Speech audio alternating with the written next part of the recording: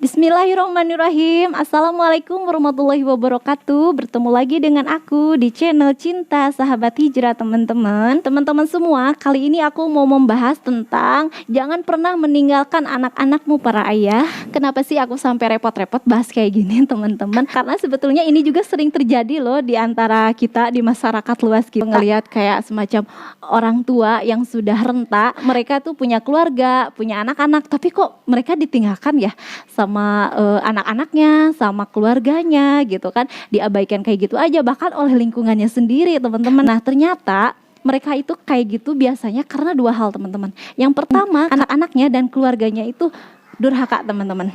Nah, yang kedua, karena orang tuanya tersebut yang durhaka, teman-teman. Nah, anak dan keluarganya yang durhaka itu juga kita perlu kaji ulang sih. Yang terjadi kayak gitu tuh biasanya juga karena sebab kedua tadi, orang tuanya yang durhaka ketika masa muda, meninggalkan keluarganya juga anak-anaknya, tidak bertanggung jawab, tidak mengurus dengan baik, teman-teman.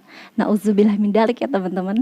Nah, teman-teman semua yang saat ini sedang meninggalkan anak-anaknya, apapun alasannya, apapun sebabnya, aku punya beberapa yang perlu diingat nih, teman-teman. Yang pertama, teman-teman, bahwa setiap perbuatan baik maupun buruk itu pasti akan kembali kepada diri kita sendiri, teman-teman. Mirip karma sih, tapi di Islam itu nggak ada karma, teman-teman. Hanya saja setiap perbuatan baik dan buruk itu pasti akan ada balasannya.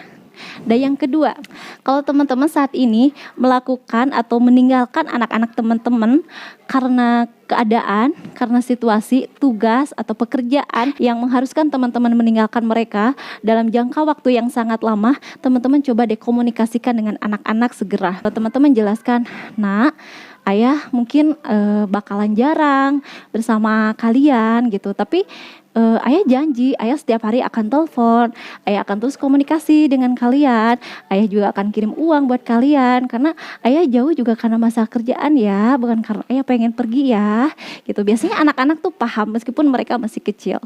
Yang ketiga, kalau misalkan teman-teman saat ini meninggalkan keluarga atau anak-anak khususnya dikarenakan teman-teman berpisah atau bercerai dengan pasangan. Wah, ini klise banget ya alasannya, karena banyak banget di masyarakat luas tuh masalahnya kayak gini gitu.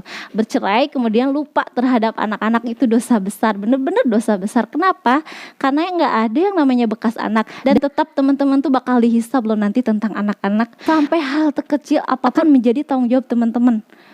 Sanggup nggak akhirat dihisab sama Allah gitu, hanya karena perbuatan teman-teman yang saat ini meninggalkan anak-anak. Nauzubillah min dzalik kan. Tempat yang terakhir, kalau misalkan teman-teman saat ini meninggalkan anak-anak karena keadaan ekonomi terpaksa ninggalin, jelasin deh jujur, jelas sejelas-jelasnya sama anak-anak meskipun mereka masa kecil gitu. Tahu apa, tapi bener pengalaman-pengalaman nih yang masuk, mereka yang ditinggalkan oleh orang tuanya, kemudian orang tuanya nggak ngasih kabar sama sekali, kabar baik maupun buruk, mereka tuh kayak linglung gitu ya, ayahku kemana ya gitu. Mereka jadi benar-benar kehilangan sosok ayah. Itu bahaya banget, teman-teman. Tapi kalau mereka tahu alasannya, setidaknya itu menjadi jawaban untuk mereka, kenapa dulu ayah meninggalkan saya. Kalau mereka nggak dapet jawaban itu bahaya buat mental mereka dan buat perilaku mereka nanti, teman-teman. Nanti insya Allah deh di part 2 aku mau bahas tentang bahaya atau dampak anak-anak yang kehilangan sosok ayah, teman-teman. Oke.